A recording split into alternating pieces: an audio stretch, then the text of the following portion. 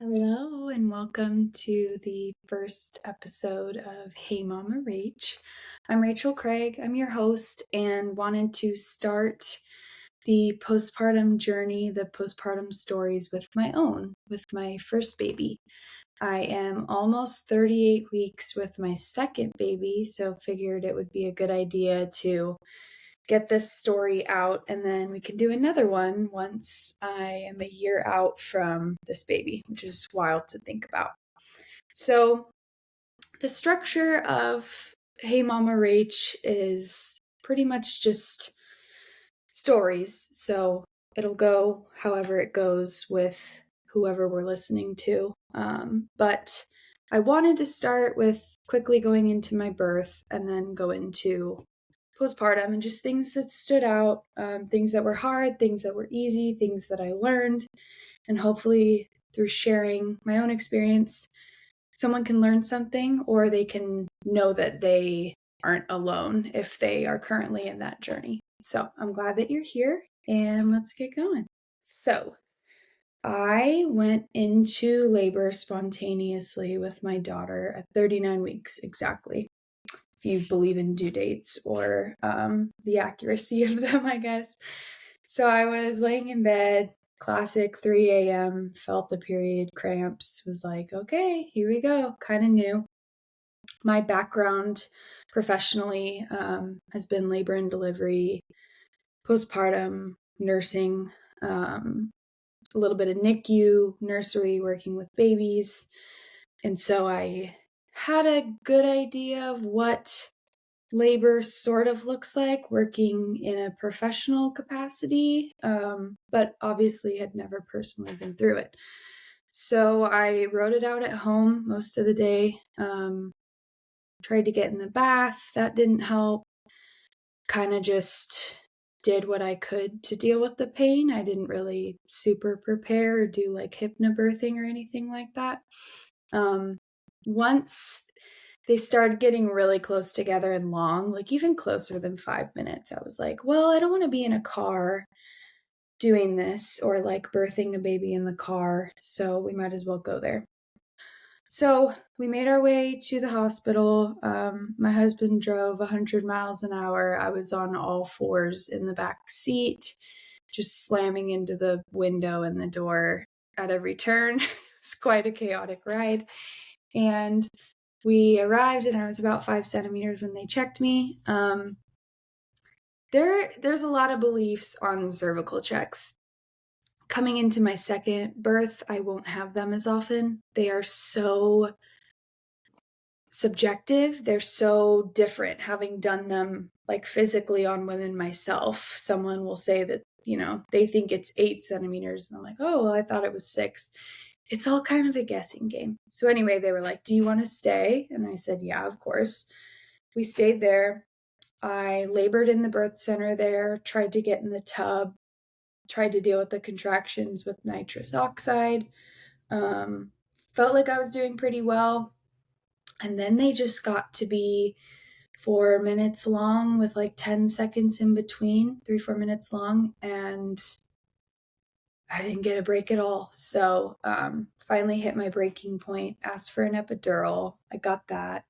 Kind of had a moment to just breathe and relax. That's not necessarily what I wanted to do. I'm aware of the risks with epidurals and the whole thing, but I think also just following your gut and following what feels good is okay as well. No judgment here ever with any of that. So I got the epidural, relaxed, and then labored down, which is where you sit up and you kind of let your contractions push baby down naturally and let your body do that. And did that for like 45 minutes and then pushed for like maybe an hour.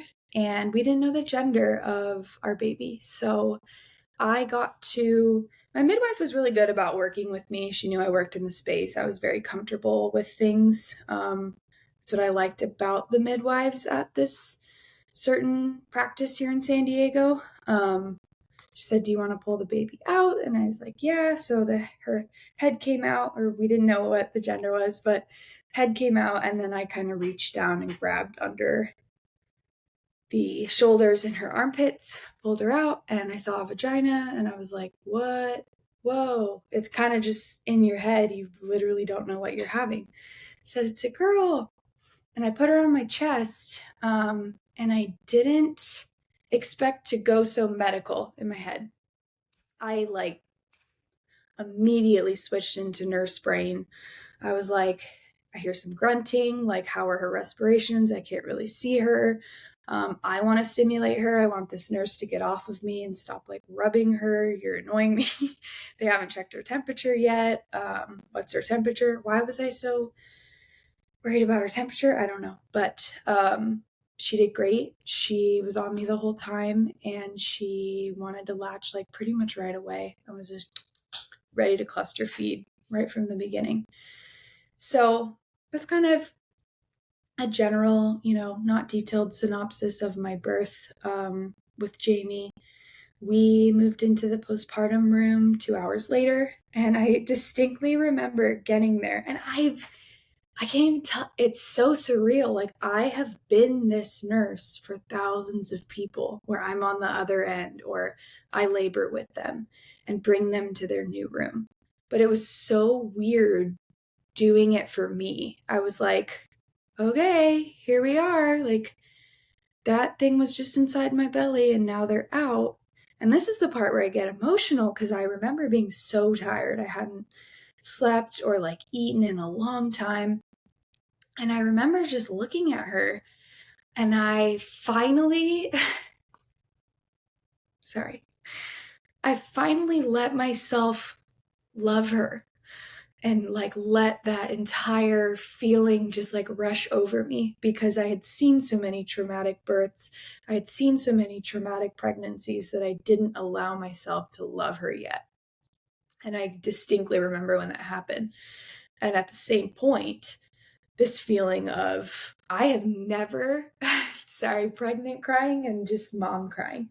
I have never loved something so much in my life. It was whoa, that is very overwhelming. And then I was like, how am I ever going to sleep? I can't close my eyes because I need to make sure she's okay.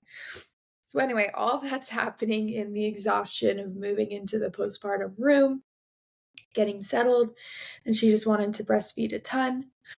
We stayed there that night through to another day. And, they do the weight check at 24 hours in the hospital.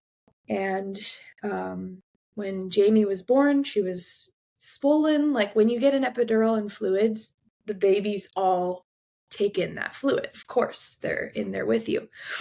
So she had peed 9 times, pooped 5 times, all within this 24-hour time frame.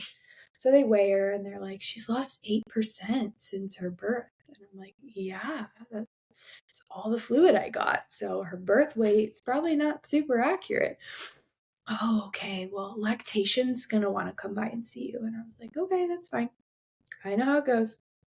So the lactation consultant comes in, and I'm not even shitting you guys. She sits down and she's like, your baby's starving. And now that I'm a lactation consultant, even I've been working in this environment for so long, what in your right mind would ever warrant saying that to a new parent, or any parent in general? I was like, okay, I disagree. And she's like, I mean, she would really benefit from supplementing. And I was like, okay, I don't want to do that. So we went back and forth. And I think the good thing about reflecting on your postpartum experience is you can see where you maybe didn't advocate for yourself and your baby like you would have wanted to. And just reflecting in general is good. But I ended up supplementing with her for a few days. We went home with that process and doing the triple feeds and feeding, and then trying to pump, and then feed them at the breast, which is called supplemental nursing system, where you put a tube in their mouth while they're sucking at your breast. It's a lot. It is a lot of work, full-time job, and you're exhausted. So I was ready to get the hell out of there after that interaction, and kind of turned into a massive bitch. But anyway, I just wanted to get home. I wanted to see my animals, and finally at like 11 a.m. the next day, we got to go home. So we made our way home. We did a really good dog and cat interaction the first time and prepared really well with my animals. I have 2 dogs and 2 cats, 2 high energy dogs. And so I wrote a blog post about that. Go to my website if you want to check that out if you are also preparing. But my mom and stepdad and my brother were there because they were watching them. And that's just kind of what I remember about coming home, is very overwhelmed. I am kind of the type of person that likes a clean house, and so there was like shit everywhere, and I was tired, and I was like, how do I know when my baby's hungry? So all those things going through my head. And then my dad and my stepmom and my other siblings wanted to come meet the baby. So they came over after, and I'm also the kind of person where I'm like, I feel like I have to entertain people when they're in my home, and I like didn't have food. My breasts are out, trying to like feed the baby. So that whole experience was a lot. Am I glad my family helped me and met my child and all of that? Absolutely. This next time around, I'm not doing it that way. It's too much. And I should not be in a place to entertain anyone. I don't want to. So we're not doing that in reflection this next time around. But coming home was rough. It's quite a transition, and that is exactly how I felt. So, the first few nights are hard. I talk about this a lot on my page, my Instagram page, my blog. Talk about it a lot in my stories. Cluster feeding. It is such a mind F. I don't want to say the F word, but that's really how it feels, because the true process is baby is wanting to literally be on your breast all the time, because they're telling your body, I'm here. Let's go. Let's make the milk. Let's go. And they act like they're not getting anything. But in reality, it's just this cycle of they are supposed to do that. They are supposed to stimulate your breast often, like all the time. But in your mind, it really messes with it. I knew the process. I knew the anatomy of it. I knew the physiology of it. And I still at 2 a.m. was on the edge of my bed crying, because I'm like, I'm failing at this. Like, I'm obviously not feeding her well with my body. So that messed with my mind. And, I've talked to a lot of women about this. It's hard for your partner to understand that. And my partner was very supportive and helpful throughout the entire process, but didn't understand what was happening because he had never been through that. And so I'm sitting on the edge of the bed crying, and he's like, we can just give her formula, which you can. Like, yeah, that's totally fine. I didn't want that though. I didn't want to do that. And I just wanted someone to hold me while I cried, I think, looking back on it. So that process happens every so often. It's not just those first few nights. Kind of would keep happening in the waves that it does with your milk supply. But every time it happened, I got a little better mentally about dealing with it. It's kind of a main reason in my own breastfeeding course, which I'll talk about later. I really highlight cluster feeding, and I really highlight, how do you know when your baby's getting enough milk? Like, truly, because there are signs. There are ways to know. And so really, I help new parents really focus on that, because it will be your saving grace when you're in that like mental turmoil of, oh my God. So that was the first couple nights. And then I think working in the hospital, I didn't know. I didn't do a lot of research into infant sleep. I knew some of the normal behavioral aspects of newborns. I knew that all they know is you. All they know is your heartbeat and your warmth and feeling secure in your womb. So when they're born and we put them in this cold ass bassinet on their own, and it's quiet course they don't like that. I knew those things, but in my head I had been, I don't know, in the social media space of like sleep training and some of that stuff and the routines. So I started like consuming these videos of, this is the routine I do with my 6-day-old and he sleeps 47,000 hours and I have to give a bath exactly at 7:30 and use this kind of lotion and blah, blah, blah. And I was like, oh, I'm not doing that. We really blame ourselves a lot, you know? So sleep anxiety, this is just where it began. And I remember one day reaching out to one of the only mom friends I knew at the time. And I was like, hey, I'm like really struggling. Like, I'm so tired. I don't know how to get her to sleep. I feel like I'm doing something wrong. And she's like, oh my gosh, I'm so sorry. A lot of my friends took taking care of babies course and really liked it and it really helped them. And I was like, okay, I'll check it out. So I do. At this point, and this is not to slam her, it's great. I'm sure you help a lot of families, but I think a lot of these people prey on new parents. And that is how it felt for me. It was like, oh, it's expensive, but okay, it's going to guarantee that I'm like getting some sort of sleep. So I didn't really fully look into it, bought the course, started kind of going through it. And as I go through it, it's track.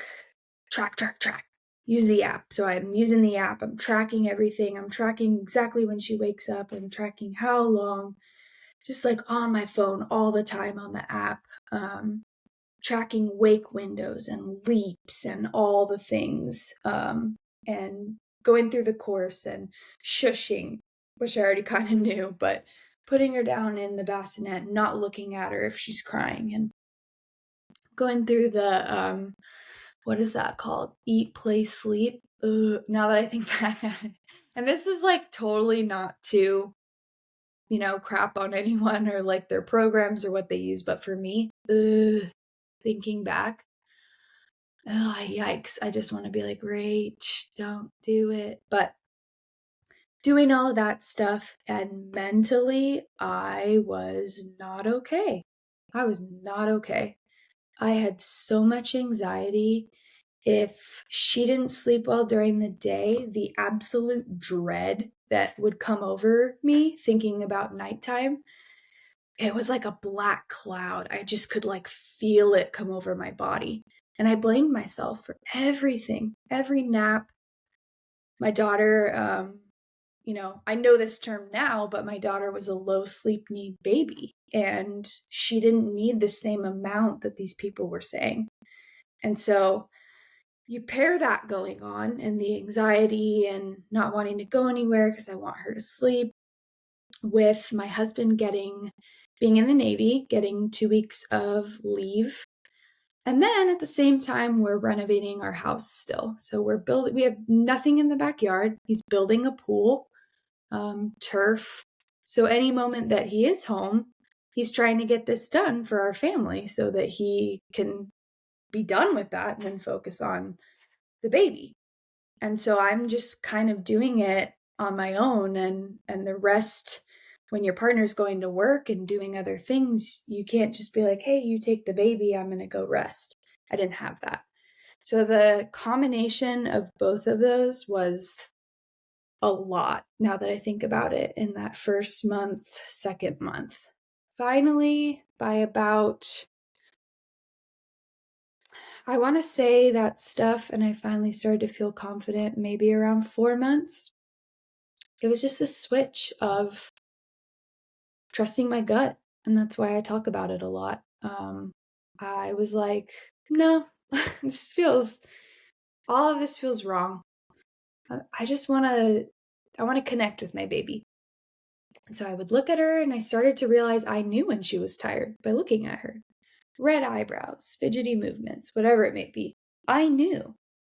And so I threw out the app in my head mentally, because you can't throw out an app. Threw it out, done with the course, and we can talk about that course in a bonus episode if anyone wants to, but I do blame a lot of my anxiety on that. Oh well, you live and you learn. and really started tapping into bed sharing safely, wearing her. I wore Jamie all day, like every nap, contact nap, baby wearing nap in my Artipop carrier. That's why people are like, that Artipop baby carrier is so expensive. I don't know. It was like a full-time job. Like it was like hiring a nanny for me. So to be honest, it was absolutely worth the price, but to each their own. And I really tapped into who I am as a mother and instinctually what I wanted to do with her. And that I can remember that exact moment when my mental space started to change. We my husband turned 30 in May. My daughter was born in April, and we had planned to go on a trip for his birthday. So we were the people that went to Cabo with our baby at 2 months old. Don't regret it. It was super fun. I remember getting there and setting up her pack and play in the room, putting her down like for a nap, or I distinctly remember the first night's sleep. This girl slept like 12 hours. I didn't sleep because I kept checking on her. I'm like, is everything okay? But I guess vacation baby sleep is a thing. I don't know. For us, it was.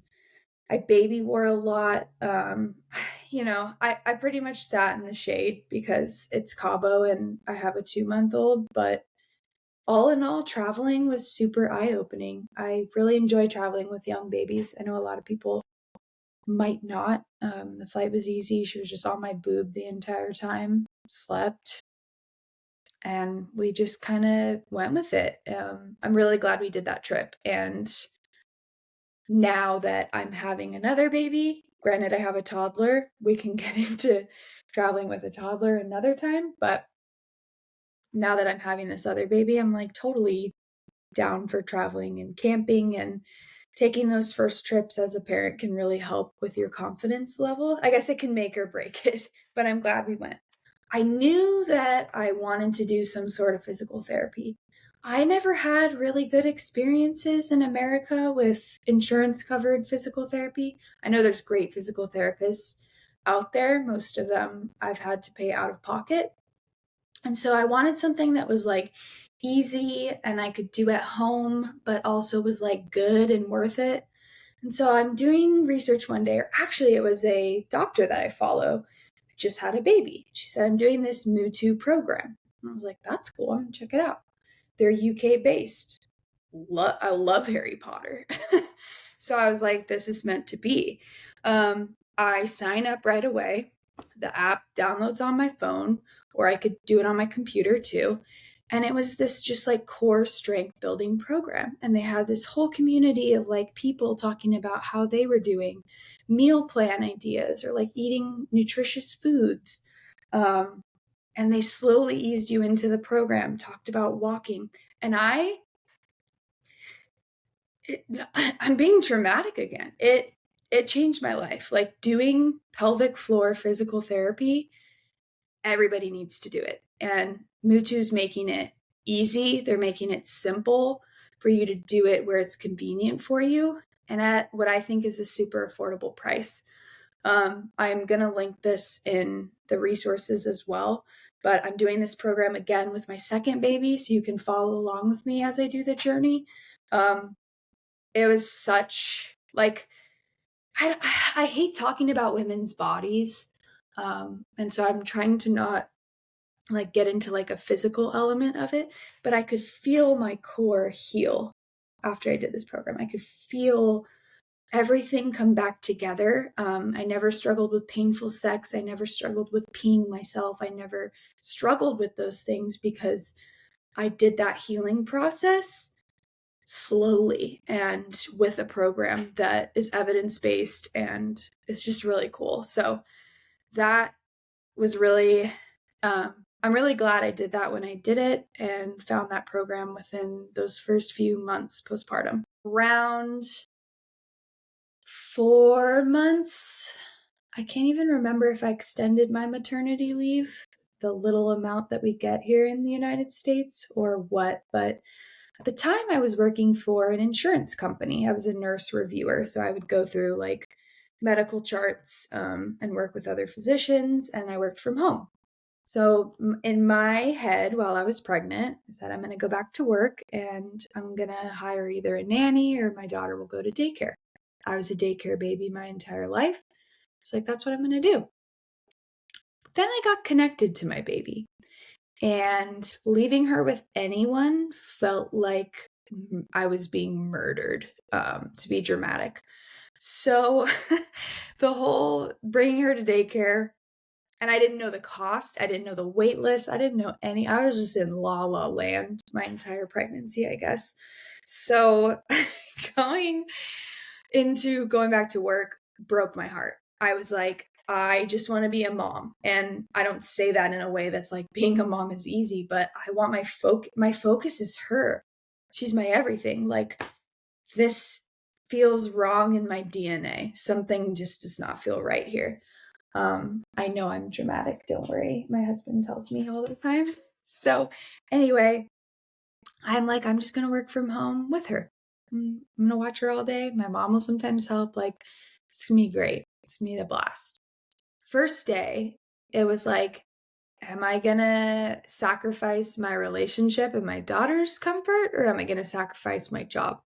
My job every time, without a doubt. Easiest question of my life. And so my work would slack, and I would wake up at 4 or 5 a.m. to work on cases before the workday actually started, so that during meetings I could be holding my daughter and feeding her. And it was a lot.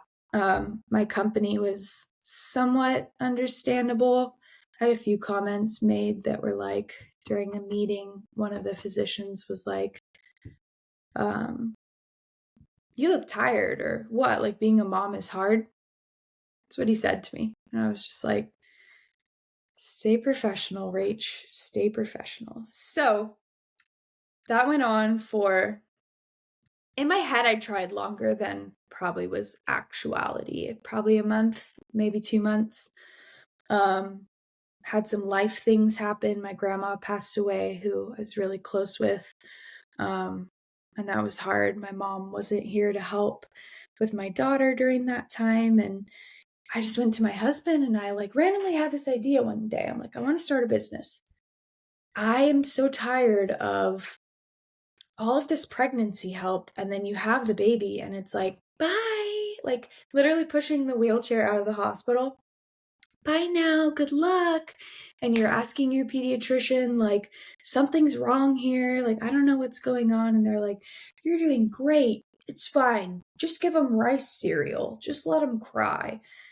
Not having like the true support, really. I was like, what is going on? Why is this so lacking still in the year 2022? At least in America. I'm speaking in that country. So I was like, I want to start this business. I want it to be like parent support. I want it to be in person. I would do like baby care classes, breastfeeding classes, and then you just have this community, this like group that you go to as a new parent. You can meet other people. That was the vision. That was the goal. That was the dream. And at the time, the OG peeps will remember, my business was called the Parent Pad, because it was going to be like a pad for parents, like a place to chill.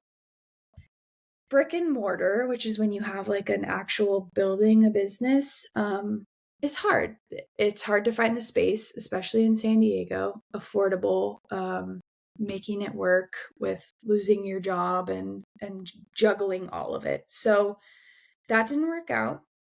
I took my business online, and we'll get into what my business is now kind of at the end of this and what I started creating near the end of the first year of postpartum. But next, I want to talk about what happened, or what I started noticing with my daughter's breathing, sleeping, eating, and what I brought up to my pediatrician a lot. It was, well, what I first noticed, to not say what it is, keep it elusive. When she would breastfeed, ever since the beginning, I noticed that my daughter would get blisters on her upper lip. The upper lip was always curled under. And with breastfeeding, you want fishy lips around the nipple and areola. So I would put my finger in there and flip her lip out. Kept happening. And we had some green poops. We also just spit up all the time. And it was never uncomfortable. It was never projectile. It was just bleh, spit up. So I bring it up at the appointment. And just a little fun fact tidbit, if any pediatricians are listening, you can maybe correct me on the statistics, but pediatricians, when they go through their medical schooling, residencies, whatever, they get about 3 hours of lactation education or exposure. So the majority, I'm not saying all, the majority of pediatricians do not have lactation experience or really knowledge. And they're the ones typically that are dealing with new breastfeeding moms and babies. So that in my head is kind of odd, but I didn't really realize that at the time. And I kept like bringing up things and I'm like, I know more than this guy about breastfeeding. Okay, that's weird. And it just kind of took time and time again of me like bringing something up and getting an odd answer of like giving my 2-month-old rice cereal in a bottle.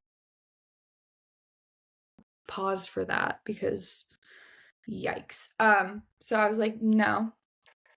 Have since switched pediatricians like 4 times, but anyway, kept bringing this stuff up. I would bring it up to my lactation consultant that I was working with because everybody should work with a lactation consultant. Even me, who is a lactation consultant, works with a lactation consultant. Yeah. I brought it up, kind of was like, well, it could be something you're eating, like causing the green poops and like a little bit of discomfort and blah, blah, blah. Her latch looks good. I just kept hearing like the breastfeeding's great. I'm like, it pretty much is. Yeah, absolutely. And then I started noticing that she would sleep, kind of hard to like describe it, but she would sleep with her back arched. She would sleep with her knees and like her butt up in the air when she started to roll over, and she would snore. Like she would snore for a baby. And I was like, that is not normal. All this stuff just like doesn't feel normal. It doesn't feel right. So I go to some meetup or something here in San Diego, and I end up hearing about this Little Star Dentistry. It's pediatric dentistry, and Dr. Naj does oral tie revisions and surgeries and frenectomies where they laser the connections in the mouth that are tight, which are typically under your tongue and your lip. They can be in your cheek too. And that I should go just have her check it out, get an assessment. Can't hurt. So I did. And pretty much right away, Dr. Nosh was like, yeah, she has a tongue tie and a lip tie. And I was like, oh, like it was just like, yeah, I feel like I knew that. It was the first person that was like, yeah. I was like, okay. And she was really good. This is why I recommend Little Star Dentistry. I had a great experience there if you're in San Diego.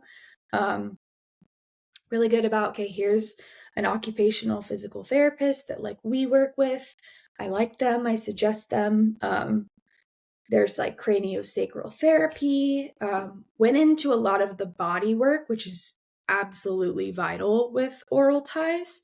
If you think about it, these are formed when your baby's in utero and it's tension. And so their body is going to be misaligned. Their body is going to be tight in certain places. And just lasering those connections doesn't deal with that body tightness or unevenness or whatever's going on with the airway and breathing and snoring. And so we made a plan to have the revision, and we made a plan for body work, chiropractic, physical occupational therapy. When now I have training in this, now I know how to assess for oral ties. I can't diagnose as a lactation consultant and as a registered nurse, but I know how to guide people in the right direction now, and I offer one-on-one support for that. But at the time, I didn't have that. And so it was very eye-opening going to these appointments. We ended up going to Karen at Food is Fun, Let's Eat, and Dr. Hope at Moving Munchkins. They're up in Rancho Bernardo, I believe, if you're local to San Diego. And like, they plug for them. They're just so dope. Like, that was being maybe a nerd in certain ways myself. That was such a fun appointment because they work together. I brought my daughter in and they just like nerd out. Like, they know so much about infant feeding movements. Dr. Hope, who is a physical therapist, looked at my daughter and within 10 seconds was like, yeah, she compensates. She only sits on her right hip, like blah, blah. And I started looking at her and I was like, yeah, she does. That's wild. So we came up with exercises to like lengthen that side and get her to be more equal when she sits down. We came up with like stretching exercises for her mouth and tools and they go over how to properly stretch after you get a frenectomy. So after you laser that connection. Anyway, I came out of that appointment, which was an hour long, I believe, with so much information. It was absolutely worth it. So all in all, no regrets. I know this is a hot topic, tongue and lip ties. There's articles that come out. It's a booming business. Everyone just wants your money. Completely disagree. People will say that it only affects breastfeeding. No, it affects breathing. It affects everything, speech, posture. We'll see, 6, 7-year-olds come in with really, really bad oral ties and they're not speaking yet, or they're having severe breathing difficulties when they sleep. So it really does affect other things, but having the correct care team and taking a comprehensive approach is worth it. And you kind of have to do it that way. That's the best way to do it. So all in all, we got everything revised. My daughter's doing great. The aftercare of, dealing with all of that stuff and the stretching and the work going to appointments is a lot, but it is absolutely 100% worth it. And I would do it again. I might have to do it again with my other baby. So the last thing I think that I want to touch on in my first year postpartum, or that, like really stood out to me, kind of circles back to baby sleep. So Jamie bed shared, co-slept in our room until she was about 6 or 7 months. And then we had your classic crib in a nursery all the way across the house. And I remember that day, like moving her into the crib, I was like, what? Because when she's next to me and in my room, I can sense when she's awake or when something's wrong. She's so far. It was hard. But I was also kind of ready. I think she was sort of ready.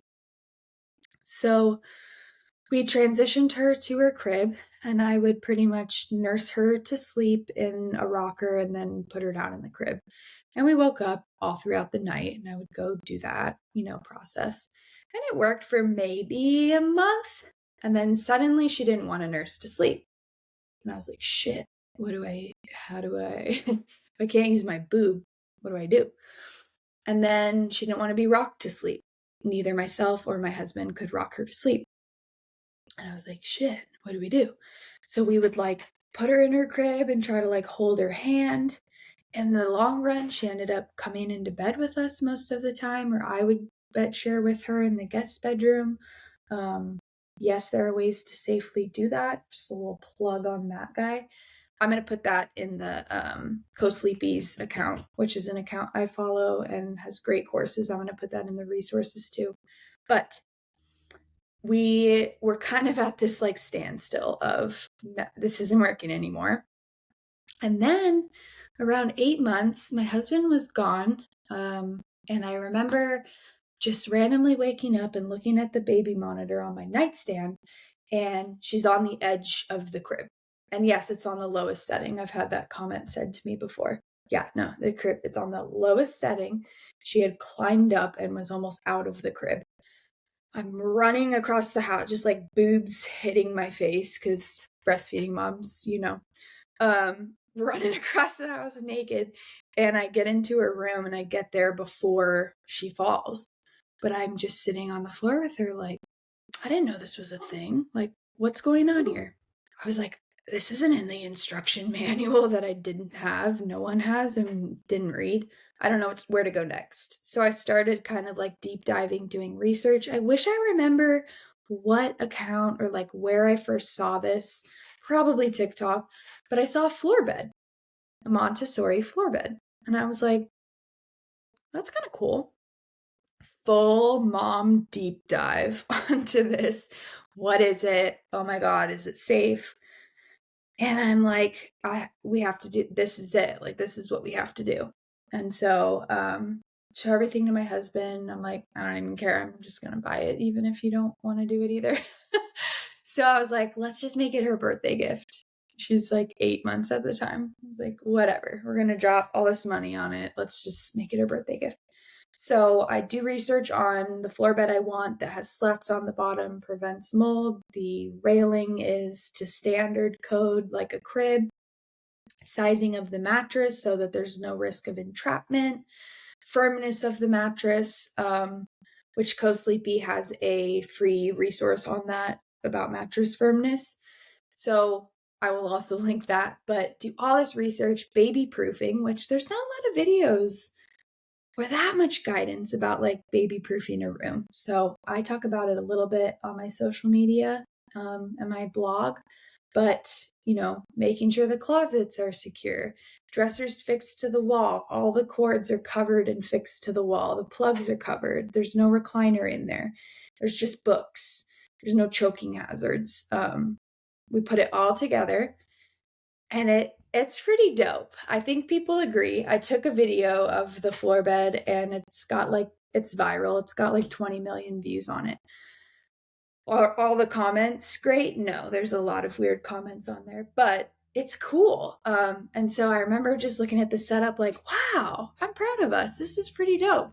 But then being like, this is scary. Like in my head and in society, we're supposed to put them in a little baby crib cage. And this is so free. Like she can go anywhere. So all the intrusive thoughts start coming in. And first night was rough. I don't think I slept much, but I would nurse her in the bed. It's a full-size bed. Has a nice fitted sheet on it. I would nurse her in there and then put her down, or I would lay down and be like nursing her and then roll away when she fell asleep. And it was like, oh my God, bing, like, wow, why did we wait so long to do this? Or I'm so glad we came to this decision. She would sometimes wander out of the bed over to her bookshelves that were low and secure and open a book and fall asleep on this soft rug. And then I would put her back in her bed. That's it, you guys. Like it literally is probably the best parenting move that I've ever made in my entire life. Never, ever buying my kid a crib again. Did I buy a crib this time around? No. That was, you guessed right if you guessed no. So, yeah, and then to fast forward past first year postpartum, around 16 months, 15 or 16 months, she started being able to put herself to bed in there, felt safe, absolutely never any crying. She loves having that freedom of that room. That is her space. So, floor bed will also be linked. Love, love, love, love, love, love everything about it. I am going to really quickly talk about what I built when I started my business kind of within this first year, bleeding into the second year. Bleeding was a wrong choice of words in postpartum talk, but I built an infant first aid course because every single person should know that information. And it's more than just your average, like, this is what choking is. It goes over normal infant heart rate, normal infant breathing, how to know if your baby is breathing normally and what to do if they're not in different positions and when to call a medical provider. Knowing when they're choking, the signs, what is true choking? How do you respond to that? CPR, how do you do it? What does it look like? I do live demonstrations. I have wound care stuff. What happens if your baby hits their head? What do you need to look out for? When do you need to bring them into the emergency room or urgent care? And I have seizure stuff because Sometimes babies get high fevers and they have seizures aside from any other medical complications that they might have at their baseline. That's my course. I love it. I'm so proud of it. I always talk about it this way. I don't give a shit where you take it. The hospital, some online course, in person, Nurse Becky, take it, because you truly should not be caring for an infant if you don't know this stuff. I also built these cool little reference sheets that I have on my fridge. You can stick them in like a babysitting binder, put them in a high traffic area of your home, and tea break. And whoever's watching your child, even if it's yourself, if you don't feel confident knowing this stuff, you can review it. Like, I look at that every day. When I open my fridge. So does my husband. When my mom is here, she looks at it. So it's nice to have that review of like, what is the basic stuff that I need to do CPR or choking relief. So I have that. And then I built a breastfeeding course because, one, I'm a lactation consultant, and two, in the hospital, I see a lot of people struggle, and it's totally normal to struggle. Breastfeeding is not as natural as a lot of us think it might be, but we come in and we don't necessarily know the basics. We don't know when things are truly right or wrong. And a lot of people are entirely dependent on hospital staff. And as someone that works in the hospital, you're going to get some sketchy people helping you with breastfeeding. You're going to get some great people. You're going to get some really shitty people. It's all up in the air. You never know who's going to be busy, who's going to be kind, who's going to have the knowledge. Not every nurse needs to have lactation knowledge or training. They kind of follow for like a little bit. They kind of shadow someone for a few hours, and that's about it. So I built a breastfeeding course that goes over the basics, helps you troubleshoot. We talk about some pumping stuff in there, hand expression, which is my best friend. That kind of rounds out my first year. It was a whirlwind, and never in my life have I learned more about myself than becoming a mother. Here come the tears again. Being a mom is the most beautiful experience I've ever had. I think I've always been passionate about mothers, especially my own. My mom has, done everything for me and is such a beautiful person. And becoming one myself, the amount that you learn about yourself and the growth that happens is truly inexplainable. I would not have this. I would not have any of this business. I would not have any of the beautiful connections that I have with so many moms every day if it weren't for my little girl. So that first year, I think I'm going to be dramatic again. That first year was the most life-changing time I've ever had. It truly transformed me in every way. So that might be why I like talking about it, and it might be why I made a whole podcast about it. So yeah, I will list those courses. I'm going to list my website. I'm going to list Co-Sleepy's account that I really like. I'm going to list, what else am I going to list? I'm going to list the tongue and lip tie resources that I used because I'm in San Diego. I can help you though if you want to do a one-on-one consult, if you're kind of dealing with that.